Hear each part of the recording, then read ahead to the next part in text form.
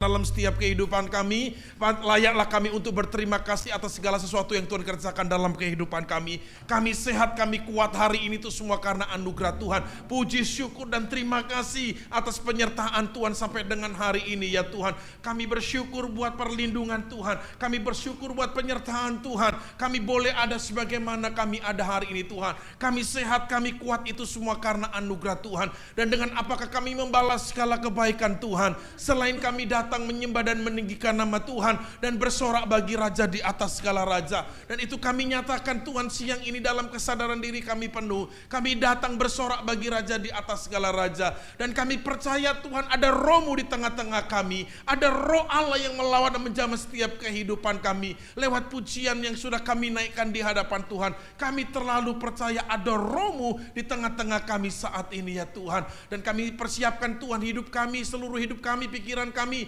telinga kami, bahkan hidup kami untuk ditaburi oleh firman Tuhan.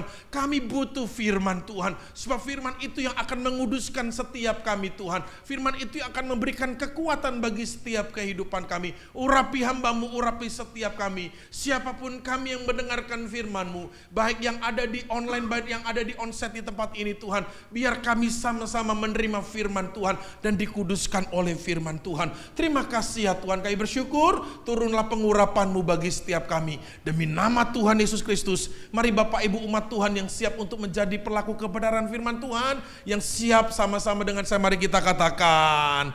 Berikan dulu tepuk tangan yang terbaik buat Tuhan. Sebelum duduk, kasih tos kiri kananmu, lalu bilang begini, kayaknya kamu kelihatan agak kurusan siang ini ya. Haleluya. Baru duduk ya. Salam damai sejahtera buat kita semuanya. Shalom. Shalom. Apa kabarnya siang ini Bapak Ibu?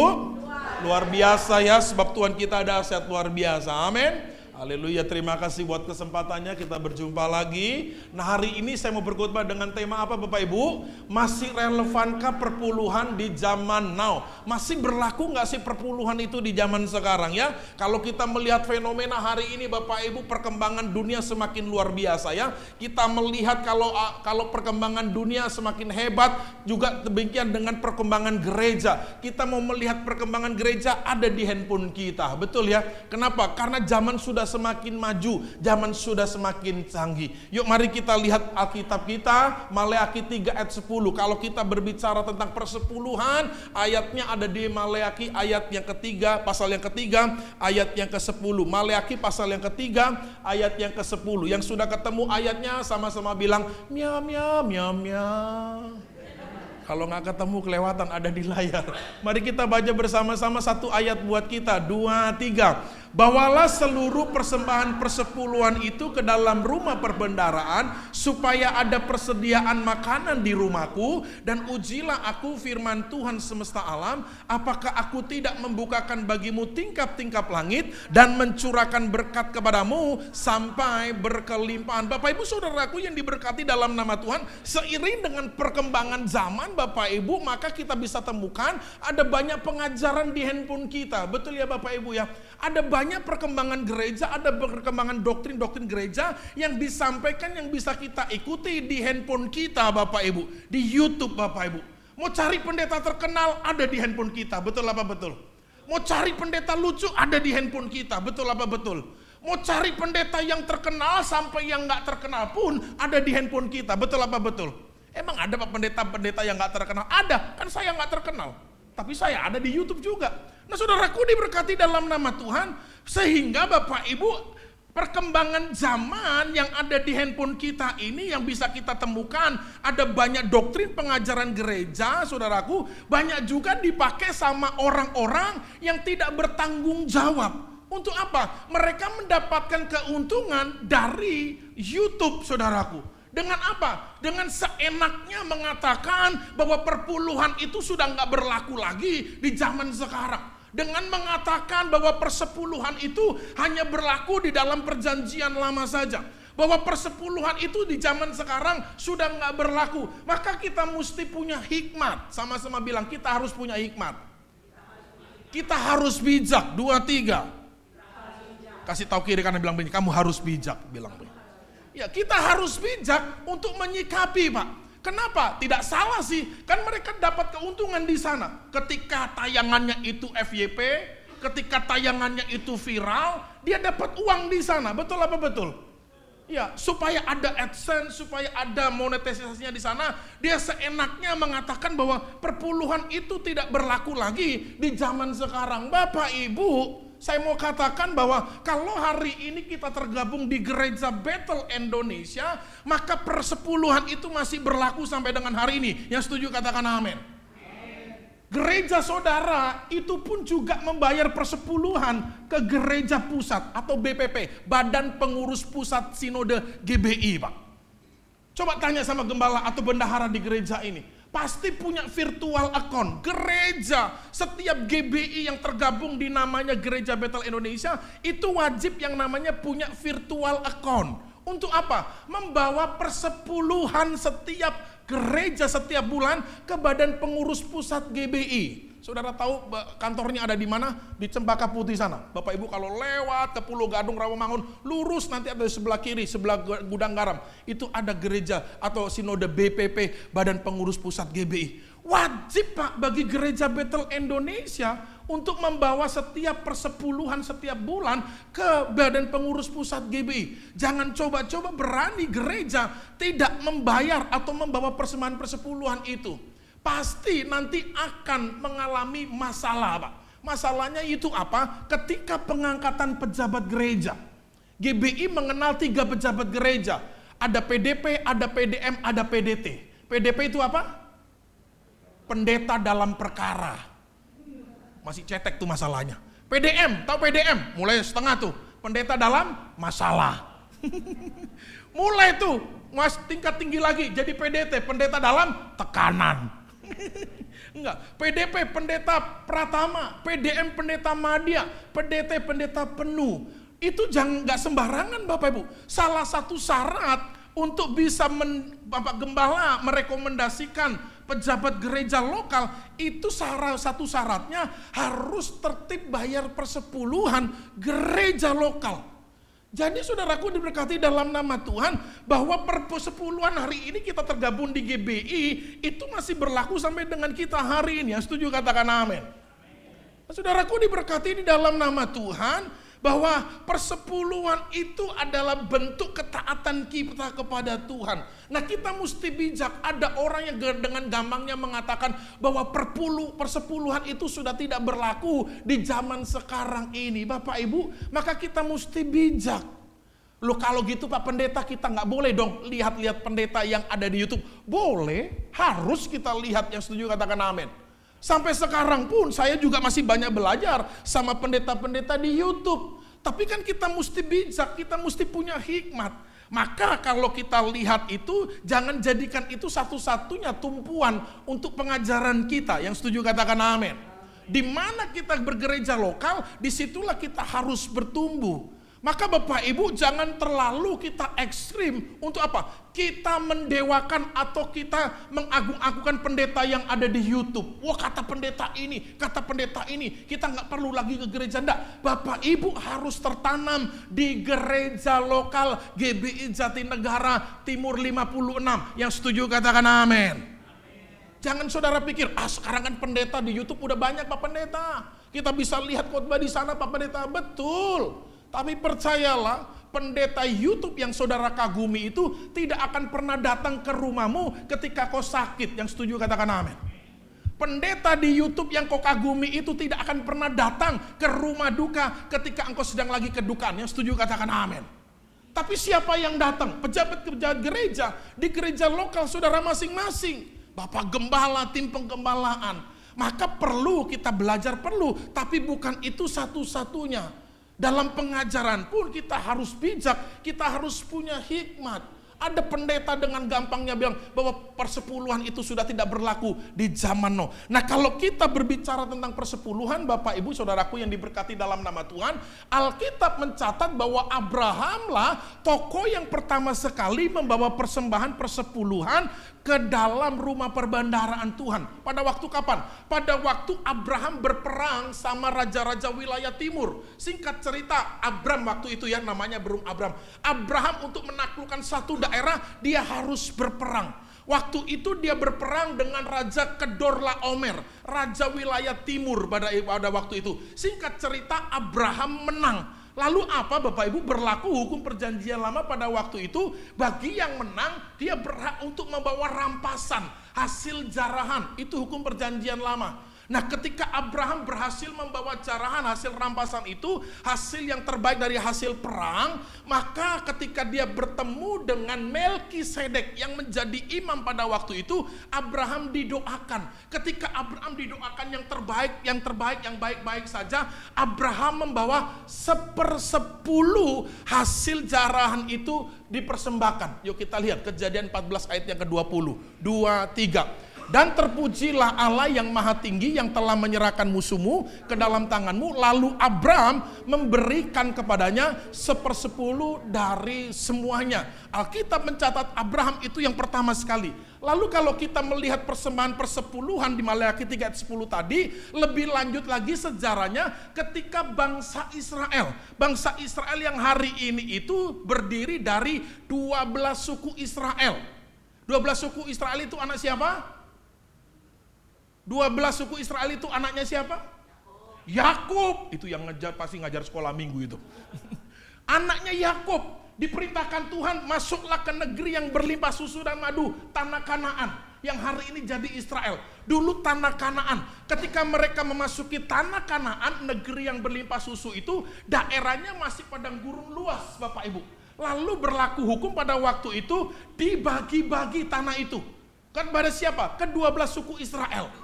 12-12-nya dibagi tanah milik pusaka. Tanah milik pusaka itu apa? Tanah untuk membangun rumah tempat tinggal dan tanah untuk menghasilkan sesuatu. Yaitu apa? Bercocok tanam, bertani, berkebun, hasil bumi, dan lain sebagainya. Tapi ada satu suku yang hanya mendapat tanah untuk tempat tinggal. Dia dapat tanah pusaka sih, tapi hanya tanah untuk tempat tinggal. Yaitu suku apa? Suku Lewi. Nah, bagi yang ke-11 suku tadi yang menerima tanah milik pusaka, tanah untuk membangun rumah dan ladang untuk menghasilkan hasil bumi, bercocok tanam, berkebun, bertani, berlaku hukum membawa 1/10 dari hasil mereka ke rumah perbendaharaan Tuhan. Sebab apa? Lewi tidak mendapatkan tanah untuk menghasilkan bumi, untuk menghasilkan pertanian dan lain sebagainya. Kenapa? Karena Lewi dikhususkan melayani bait Tuhan, melayani bait Allah. Karena orang kalau mau datang kepada Tuhan, gak bisa langsung kayak kita hari ini Pak. Harus lewat perantara, imam, nabi. Tidak bisa seperti kita hari ini. Karena kita sudah percaya Yesus saja, maka digantikan semuanya itu, orang bisa langsung kepada Tuhan. Tapi zaman dulu harus lewat perantara, imam, nabi. Nah, orang-orang Lewi itulah yang dikhususkan untuk melayani bait Allah. Berlaku hukum bagi 11 suku membawa 1/10 dari hasil mereka ke rumah perbendaharaan Tuhan, yang mana imam Lewi melayani di sana. Yuk kita lihat. Bilangan 1 ayat 47 sampai 50. 2, 3. Tetapi mereka yang menurut suku bapa leluhurnya, termasuk orang Lewi, tidak turut dicatat bersama-sama dengan mereka itu. Sebab Tuhan telah berfirman kepada Musa, hanya suku Lewi janganlah kau catat dan janganlah kau hitung jumlahnya bersama-sama dengan orang Israel. Tetapi apa? Tugaskanlah mereka untuk mengawasi kemah suci, tempat hukum Allah, dengan segala parabotan dan perlengkapannya. Mereka harus mengangkat kemah suci dengan segala parabotannya. Mereka harus mengurusnya dan harus berkemah di sekelilingnya. Ini panggilan suku Lewi. Jadi mereka tidak bertani, tidak berkebun, supaya fokus melayani kemah suci atau bait Allah. Nah, Alkitab mencatat ini yang saya bilang tadi. Dari 12 suku Israel hanya satu suku Lewilah yang tidak mendapat tanah pusaka untuk usaha, sedangkan 11 suku yang lainnya mendapat tanah pusaka untuk usaha. Dan bagi 11 suku yang mendapatkan tanah pusaka, maka berlaku ketetapan harus mempersembahkan 1/10 dari hasil tanah mereka untuk apa? Mengurus bait Allah, untuk Lewi sebagai pelayannya, untuk janda-janda miskin Israel, dan untuk orang asing. Yuk kita lihat, ini maksud Tuhan memberikan aturan 1/10 di Maleakhi pasal 3 ayat 10. Baca sama-sama. Ulangan 14 ayat yang ke-29. 2-3. Maka orang Lewi, karena ia tidak mendapat bagian milik pusaka bersama-sama mereka, dan orang-orang asing, anak yatim, dan janda yang di dalam tempatmu akan datang makan dan menjadi kenyang, supaya Tuhan Allahmu memberkati engkau di dalam segala usaha yang dikerjakan. Jadi Bapak Ibu yang diberkati di dalam nama Tuhan, persepuluhan itu Tuhan maksudkan supaya apa? Supaya terjadi keseimbangan. Sama-sama bilang keseimbangan. Untuk siapa? Orang Lewi yang gak berkebun tapi fokus melayani Tuhan.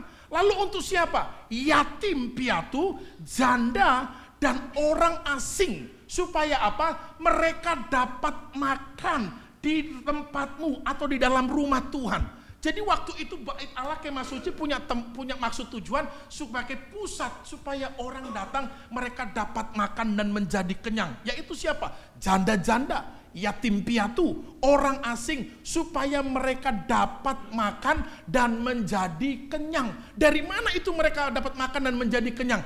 Dari hasil 11 suku Israel yang dibawa 1/10 ke dalam Kemah Suci. Yang setuju katakan amin. Jadi Tuhan ciptakan persepuluhan itu supaya terjadi keseimbangan, balancing. Yang 11 suku bercocok tanam, berkebun, bertani, mereka dapat hasil, dapat makan, dibawa 1/10 ke rumah Tuhan. Orang Lewi, janda, yatim piatu, orang asing, supaya dapat makan juga, dibawalah 1/10 itu ke dalam rumah perbendaharaan Tuhan. Jadi perpuluhan itu diciptakan untuk menghasilkan sebuah sistem keseimbangan, balancing, supaya tidak ada yang terabaikan. Yuk kita lihat 2 Korintus 8 ayat yang ke-13 sampai 14. 2-3. Sebab kamu dibebani bukanlah supaya orang-orang lain mendapat keringanan, tetapi supaya ada apa? Keseimbangan. Maka hendaklah sekarang ini kelebihan kamu mencukupkan kekurangan mereka, agar kelebihan mereka kemudian mencukupkan kekurangan kamu, supaya ada keseimbangan. Untuk mengurus bait Allah, untuk Lewin pelayannya, untuk janda-janda yang fakir miskin, orang asing, supaya mereka dapat makan. Jadi perpuluhan itu diciptakan untuk menghasilkan sebuah sistem keseimbangan, supaya tidak ada yang terabaikan. Yuk kita kembali ke Maleakhi 3 ayat yang ke-10 tadi. Membawa perpuluhan kepada Tuhan itu bukan dalam rangka kita supaya diberkati Tuhan. Maleakhi pasal 3 ayat yang ke-10 tadi saya katakan demikian, saya bacakan buat kita. Maleakhi pasal 3 ayat 10. Bawalah seluruh persembahan persepuluhan itu ke dalam rumah perbendaharaan, supaya ada persediaan makanan di rumah Tuhan. Bapak Ibu yang diberkati dalam nama Tuhan, kita membawa persembahan 1/10 bukan dalam rangka supaya kita diberkati Tuhan. Yang setuju katakan amin. Tapi dalam rangka apa? Ketaatan kita kepada Tuhan. Yang setuju katakan amin. Sama-sama bilang ketaatan kita. Ketaatan kita. Jangan sampai ada yang gak tahu ya, Pak 1/10 itu apa sih? Pada waktu saya khotbahkan ini di gereja kami, Bapak Ibu, ada encim-encim tanya, Pak Pendeta, persepuluhan itu apa? La ilaha illallah. Udah tahun 2025, dia masih nanya lagi persepuluhan itu apa? Ya akhirnya kami jelaskan, persepuluhan itu bahwa berkat yang kita terima 1 bulan atau 1 minggu, kita dapat berkat 1/10 itu bagiannya Tuhan yang harus kita kembalikan kepada Tuhan. Bukan dalam rangka supaya kita diberkati Tuhan, tapi dalam rangka apa? Kita mengembalikan apa yang menjadi miliknya Tuhan. Yang setuju katakan amin. Yang kita udah pelajari tadi, supaya terjadi keseimbangan, balancing. Di dalam mana? Di dalam rumah Tuhan, Pak. Kan ini baitnya Tuhan, kan ini rumahnya Tuhan. Bawalah seluruh persembahan itu ke dalam rumah perbendaharaan Tuhan, supaya ada persediaan makanan di rumahku. Kenapa ada supaya ada makanan di rumah Tuhan? Kita udah pelajari tadi. Supaya orang Lewi, imam Lewi, suku Lewi, anak-anak janda, yatim piatu, orang-orang asing, supaya dapat makan dan menjadi kenyang. Nah hari ini kita membawa persembahan persepuluhan kita, 1/10 dari penghasilan kita ke dalam rumah perbendaharaan supaya ada persediaan makanan di rumah Tuhan kita ini. Setuju katakan amin? Wah Pak Pendeta, rumah Tuhan kita ini mah bukan rumah Tuhan miskin Pak Pendeta. Kaya Pak Pendeta rumah Tuhan kita ini, Pak Pendeta gereja kita ini Pak Pendeta. Habis ibadah Pak Pendeta selalu kita makan-makan Pak Pendeta. Ada capcay, ada lagi fuyung hai. Ada lagi babi kecap Pak Pendeta. Gak perlu makanan Pak Pendeta. Gak butuh. Bapak Ibu. Bukan makanan fisik yang seperti itu yang dimaksudkan. Yang kita bisa ambil pelajarannya nih. Gerejamu di tempat ini masih membutuhkan biaya untuk operasional. Yang setuju katakan amin. Lu kok gak ada amin? Yang setuju katakan amin. Mau dapat dari mana uangnya untuk bisa membayar maintenance gedung ini, untuk bayar listrik. Ini listrik harus dibayar loh setiap bulan. Halo? Saudara bisa menikmati AC dingin hari ini duduk beribadah. Itu duitnya dari mana? Saya teringat Ustadz Yusuf Mansur. Kalau dia teriak, duitnya dari mana? Dari mana uangnya Pak? Dari mana duitnya? Betul butuh dibayar kan listrik ini? Ya walaupun gereja mungkin ada biaya sosialnya, tapi kan butuh biaya juga untuk pembayarannya, pelunasannya. Dari mana duitnya? Ya dari persembahan 1/10 yang kita bawa ke rumah Tuhan. Supaya terjadi keseimbangan, balancing. Yang setuju katakan amin. Hari ini ada ini, di online kan, di Zoom kan ini. Ini berlangganan loh setiap bulan, betul Pak Payan ya? Setiap bulan harus bayar berlangganan. Itu duitnya dari mana? Dari persepuluhan 1/10 yang kita bawa ke rumah Tuhan. Nah bersyukur Pak, kita hari ini tergabung di GBI. Di GBI itu persepuluhan diatur, gak dimakan sama gembala. Yang setuju katakan amin. Gak usah ngeliatin Pak Gembala, gak usah ngeliatin Pak Gembala. GBI itu gereja karismatik Pak, bukan gereja Pantai Kosta jadul. Kalau gereja Pantai Kosta jadul iya, persembahan persepuluhan itu diambil sama gembalanya. Tapi di GBI nggak diatur. Di buku gereja, tata gereja GBI, buku hijau namanya. Kalau penghasilan gereja persepuluhan atau persembahan masih 0 sampai 1 juta, itu berhak diambil sama gembalanya. Untuk apa? Untuk kehidupan kelangsungannya. Kan dia melayani full time di gereja, tidak ada pekerjaan lain. 1 juta bolehlah dikelola untuk pembagian lain. Tapi kalau sudah 0 rupiah sampai 5 juta, itu diatur sedemikian rupa Pak. Sekian persen untuk gembalanya, sekian persen untuk maintenance gedung, sekian persen untuk dikembalikan ke badan pengurus pusat GBI, sekian persen untuk kelangsungan ibadah dan lain sebagainya. Yang setuju katakan amin. Itu diatur Pak. Jadi tidak serta-merta dimakan sama gembala. Enggak. Hilangkan konsep itu. Maka gereja GBI itu kasih virtual account, setiap gereja pasti punya. Untuk apa? Membawa persembahan dari 5 juta misalnya persepuluhan itu. Ya 10%-nya 500 harus dikirim ke BPP pusat. Supaya apa? Supaya juga terjadi keseimbangan. BPP itu mensubsidi hamba-hamba Tuhan yang di daerah-daerah. Pelayan-pelayan Tuhan dari seminari Betel yang baru lulus itu diutus, didanain sama mereka untuk sementara waktu. Itu fungsinya. Jadi saudaraku, supaya terjadi keseimbangan di dalam rumah Tuhan. Jadi kalau ada pendeta atau orang yang enak jidatnya bilang perpuluhan itu sudah tidak berlaku lagi di zaman sekarang, bilang sama dia, salibkan dia. Jadi kalau ada pendeta yang saudara dengar bilang bahwa perpuluhan itu sudah tidak berlaku di zaman sekarang, bilang sama dia, salibkan dia. Semua kita sudah diatur di dalam firman Tuhan Pak. Tapi itu kan di perjanjian lama Pak. Supaya ada persediaan makanan di rumah Tuhan. Betul, hari ini kita ada di dalam perjanjian baru. Gereja kita pun butuh maintenance, butuh uang. Dari mana itu? Dari persepuluhan, 1/10 yang kita bawa ke rumah perbendaharaan Tuhan. Seingat saya kalau diundang di tempat ini, pulang saya bawa berkat amplopnya. Ada isinya. Enggak tahu hari ini ada enggak? Setahu seingat saya dipersiapkan Untuk apa? Berkat buat saya bawa pulang. Karena saya sudah diundang untuk menyampaikan firman Tuhan di tempat ini. Duitnya dari mana? Ya dari 1/10 yang Bapak Ibu bawa ke rumah Tuhan, diolah dengan baik oleh bendahara dan gereja. Selama 29 tahun saya melayani Tuhan, Pak. Tahun ini saya tahun ke-29 melayani Tuhan. Umur saya 45 tahun. Artinya hampir 3/4 hidup saya melayani Tuhan. Tiap kali saya diundang menyampaikan firman Tuhan di gereja-gereja atau di persekutuan doa di kantor, itu saya pulang pasti bawa berkat, Pak. Ada persembahan kasih bahasanya. Ada amplop yang saya bawa pulang, isinya ada uangnya, Pak.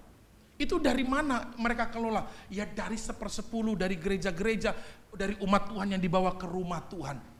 Baru beberapa minggu yang lalu aja tuh saya pelayanan di salah satu gereja di Tanjung Priuk, Bapak Ibu. Saya pulang gak bawa berkatnya.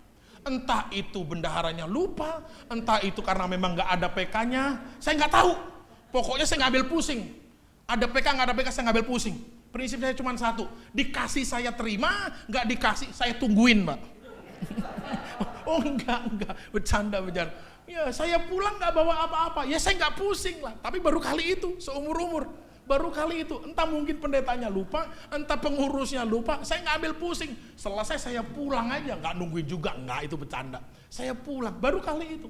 Tapi seingat saya, tadi pagi saya di gereja lokal jam 7 pun, saya dipersiapkan untuk persembahan kasihnya. Kenapa? Karena memang dari situlah hamba Tuhan, suku Lewi dapat penghidupannya. Dan itu bukan sesuatu yang tabu. Kan firman Tuhan, seorang hamba dapat penghidupan dari apa? Dari setiap firman yang dia beritakan. Maka supaya terjadi keseimbangan, berjalan dengan baik, Bapak Ibu, maka kita bawa persembahan 1/10 itu ke dalam rumah perbendaharaan Tuhan.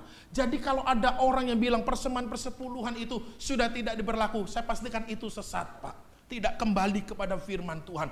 Bapak Ibu, kita membawa perpuluhan itu dalam rangka kita taat kepada Tuhan, bukan supaya kita makin diberkati. Kalau sudah diberkati, bicara berkat itu sudah otomatis. Yang setuju katakan amin.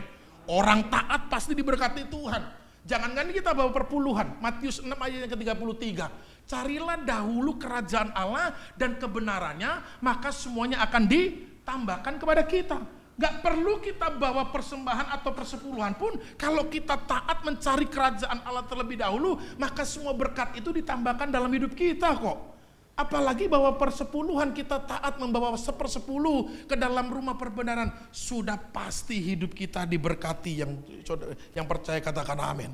Nah, saudaraku, diberkati dalam nama Tuhan. Jadi dapat kita simpulkan bahwa persembahan 1/10 itu adalah masih berlaku sampai dengan kita hari ini. Amin, Bapak Ibu. Alaki 3 ayat 10 mencatat membawa persepuluhan untuk supaya ada persediaan makanan di rumah Tuhan.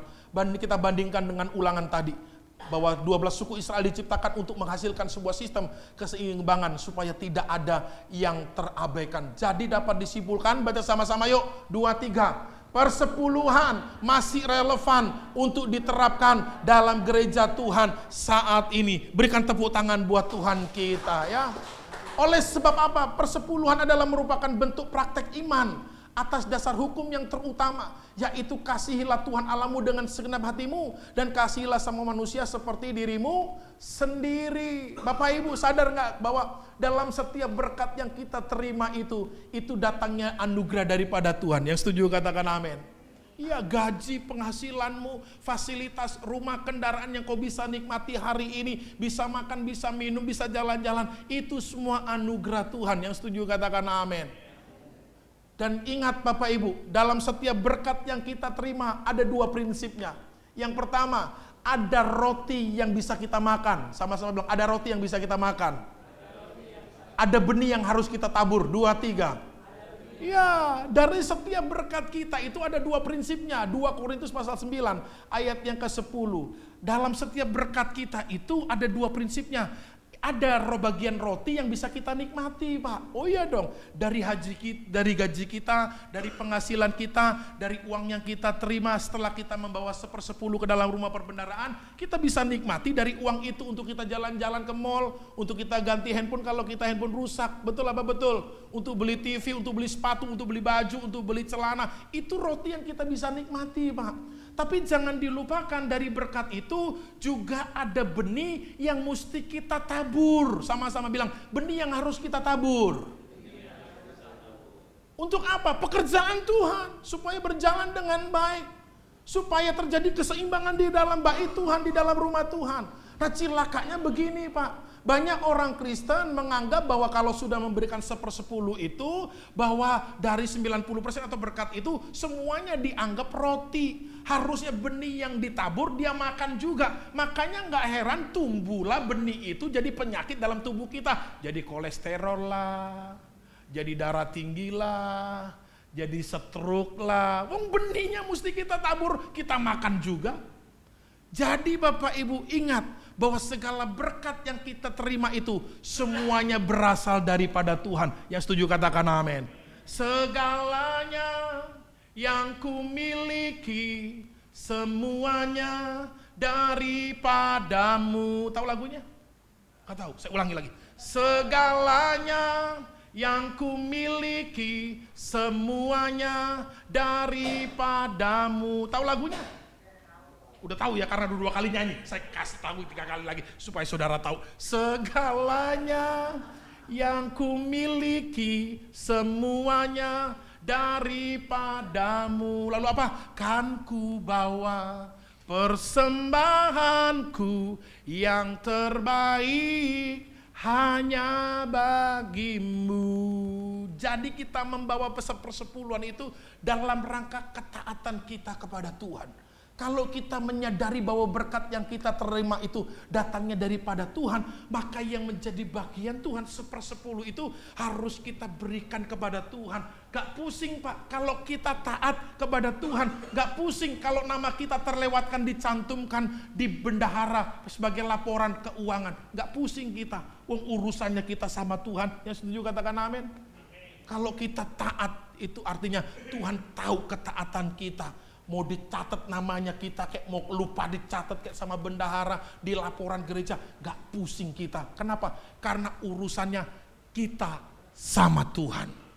Bahwa segala sesuatu itu datangnya daripada Tuhan. Supaya terjadi balancing Pak. Supaya terjadi keseimbangan. Yatim piatu, janda-janda orang asing biar dapat makan. Saya gak tahu di gereja ini ada diakonia gak buat janda-janda.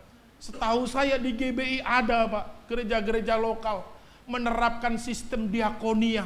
Bagi yang tidak mampu, bagi janda-janda, itu biasanya gereja sediain diakonia. Ya katakanlah walau berasnya cuma 5 liter atau 5 kilo, ada Indomie, ada minyak di sana.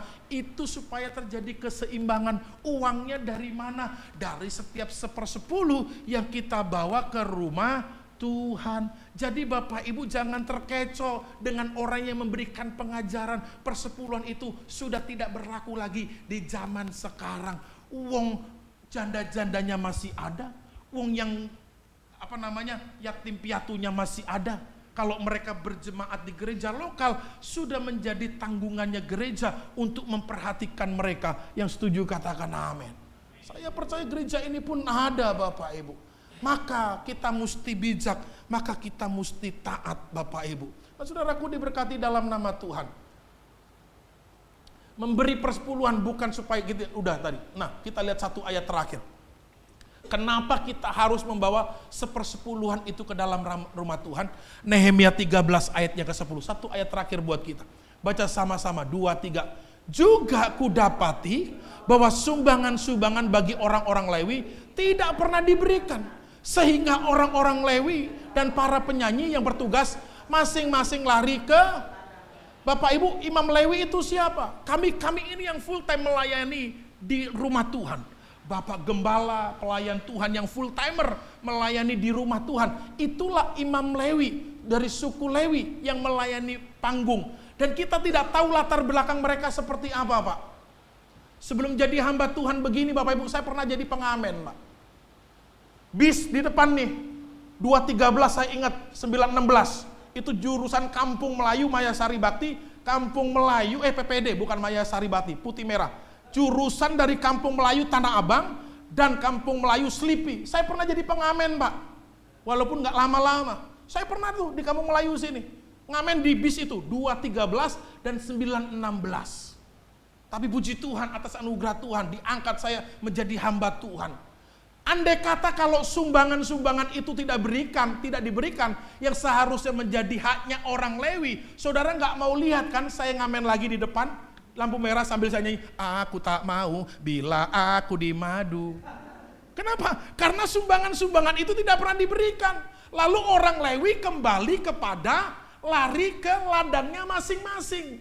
Yang dulu pekerjaannya, yang dulu profesinya. Kan saudara gak mau lihat kan, Bapak Gembala lari ke sono nyanyi lagi, ngamen lagi. Kan gak begitu. Kenapa? Karena sumbangan-sumbangan itu atau pemberian-pemberian itu kewajiban kita yang harus mengembalikan 1/10 apa yang menjadi miliknya Tuhan tidak pernah diberikan. Jadi Bapak Ibu juga kudapati sumbangan-sumbangan. Kalau diberikan orang Lewi kan jadi konsen. Mengurus rumah Tuhan, mengurus jemaat Tuhan, mengurus penggembalaan, mengurus ibadah dan lain sebagainya. Itu maksudnya. Kenapa suku Lewi dipisahkan supaya mereka konsentrasi ngurusin rumah Tuhan, kemah suci atau bait Allah. Supaya mereka tidak dipusingkan juga soal penghidupan, makan minum mereka Bapak Ibu. Maka berlaku 11 suku yang sudah mendapatkan hasil membawa 1/10 dari hasil mereka ke rumah Tuhan, ke kemah suci, ke rumah perbendaharaan Tuhan. Supaya ada persediaan makanan di rumah Tuhan. Maleakhi 3 ayat 10 itu Bapak Ibu, latar belakangnya ketika bangsa Israel ada di Babel, di negeri pembuangan selama 70 tahun. Diizinkan sama Raja Kores, baliklah ke Yerusalem, pulang mereka Pak. Diizinkan untuk membangun Yerusalem kembali. Zaman Daniel, zaman Sadrak, Mesak, Abednego, zaman Nehemia. Diizinkan mereka pulang. Untuk apa? Membangun Yerusalem. Namanya orang sudah lama di pembuangan 70 tahun. Ketika pulang kampung tentu perasaannya bangga, seneng ya Pak ya. Untuk apa? Dia bangun rumah lagi. Wah ini desaku nih, ini daerahku nih dulu nih. Dia bangun Pak rumah yang megah-megah.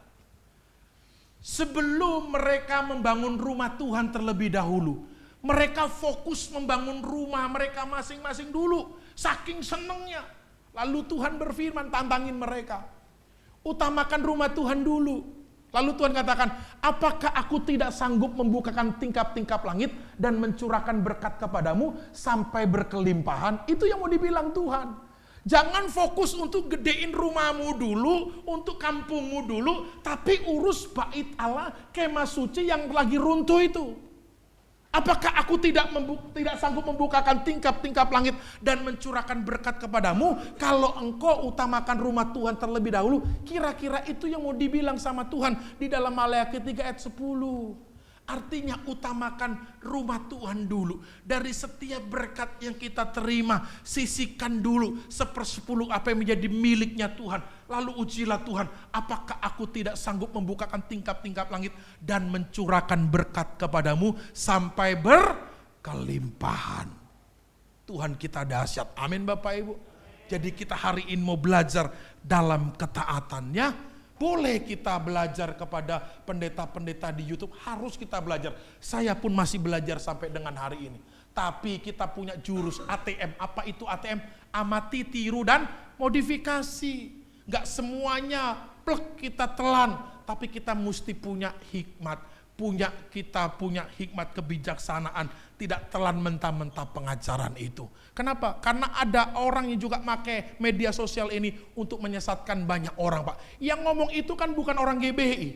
Lah kita kan di dalam GBI ada aturannya, yaitu juklaknya GBI, petunjuk dan pelaksanaan sinode GBI.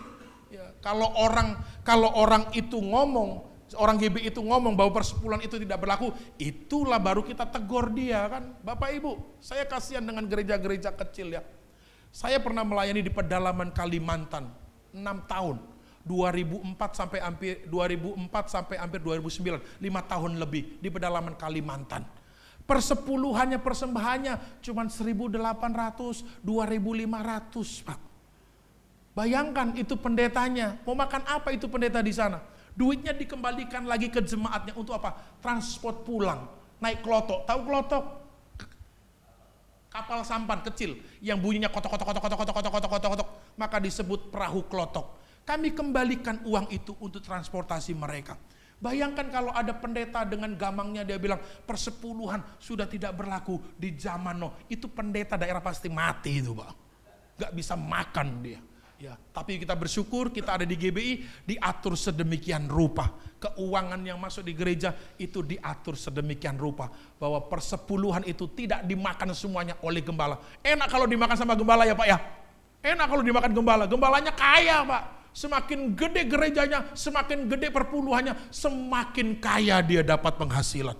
Tapi kan GBI tidak demikian. Diatur sedemikian rupa. Supaya ada keberlangsungan di rumah Tuhan. Jadi kita dapat simpulkan bahwa persembahan persepuluhan itu sudah masih berlaku sampai dengan kita hari ini. Amin buat firman Tuhan. Tutup Alkitab saudara. Mari kita datang pada Tuhan. Mari kita berdoa. Bapa kami bersyukur buat firman yang datang dalam kehidupan kami. Yang mengajarkan bagi setiap kami untuk kami taat membawa 1/10 dari setiap berkat yang Tuhan percayakan dalam setiap kehidupan kami. Lewat gaji, lewat keuntungan. Supaya kami bawa ke rumah Tuhan. Supaya ada perbendaan makanan di rumah Tuhan. Supaya terjadi keseimbangan. Ada hal-hal yang diurus di rumah Tuhan di tempat ini yang dapat diselesaikan dengan baik. Lewat persembahan persepuluhan yang kami bawa ke rumah Tuhan. Berkati umat-Mu ya Tuhan, berkati setiap kami. Apapun yang menjadi profesi mereka, apapun yang menjadi pekerjaan mereka, apapun yang menjadi penghasilan, keuntungan yang mereka dapatkan. Biarlah kami berjalan dalam ketaatan. Ada roti yang bisa kami nikmati. Ada benih yang harus kami tabur di dalam rumah Tuhan. Ketaatan membawa persembahan persepuluhan ke dalam rumah perbendaharaan Tuhan. Bukan supaya kami diberkati, tapi bentuk ketaatan kami mengembalikan apa yang menjadi miliknya Tuhan. Terima kasih ya Tuhan. Berkati gereja-Mu di tempat ini. Berkati Bapak Gembala, tim penggembalaan di tempat ini. Penata layan, jemaat Tuhan, umat Tuhan. Berkati gereja-Mu Tuhan. Dengan segala kebutuhan biaya operasional yang dibutuhkan. Tuhan memberkati senantiasa. Bahkan menjelang Natal Tuhan juga kami serahkan ke dalam tangan Tuhan. Mungkin ada dana-dana yang dibutuhkan untuk pelaksanaan Natal, kami percaya Tuhan yang bertanggung jawab menyediakannya. Terima kasih ya Tuhan. Kami bersyukur buat firman yang sudah datang dalam kehidupan kami. Dalam nama Tuhan Yesus Kristus. Mari Bapak Ibu yang sudah diberkati oleh firman Tuhan, sama-sama kita katakan amin, amin. Tuhan